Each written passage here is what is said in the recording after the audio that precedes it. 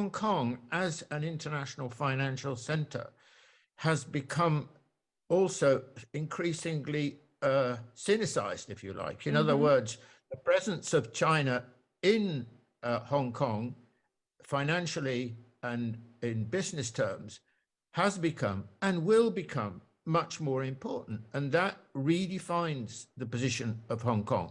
It's no longer a kind of Western orientated, if you like, free floating territory off China, as let's say it was in the 80s and 90s. And it's now increasingly closely related to China, but with still very important links to elsewhere in the world, including the West. Hong Kong needs to feel sort of comfortable about itself. And I don't think it does yet feel comfortable about itself, because Hong Kong has been filled with inertia. We think of Hong Kong as being very dynamic, but I don't think of it really in that way. I did once, but I don't really think it is. It's found it very difficult to think differently. And it needs to think differently because the world around it has changed so profoundly, especially China. So, you know, a lot of Hong Kongers, they think westwards, they never thought northwards.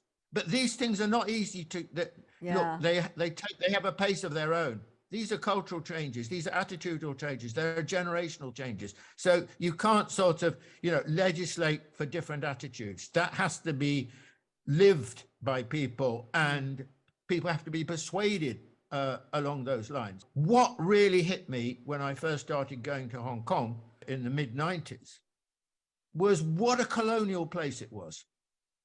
I was a British personality going to Hong Kong, and I really disliked it. I really disliked this part of Hong Kong, that it was, there was a racial hierarchy that was very visible to me as an outsider. Yeah. My wife was Indian Malaysian. She was treated very badly because of her color. So, and these were all in many ways a legacy of British colonialism. We're looking here for a big cultural shift. And you know, I know we're going to maybe discuss this later, but one of the problems I had in Hong Kong when my friends came, because we lived there for a while, was coming from the West, was to show them something Chinese.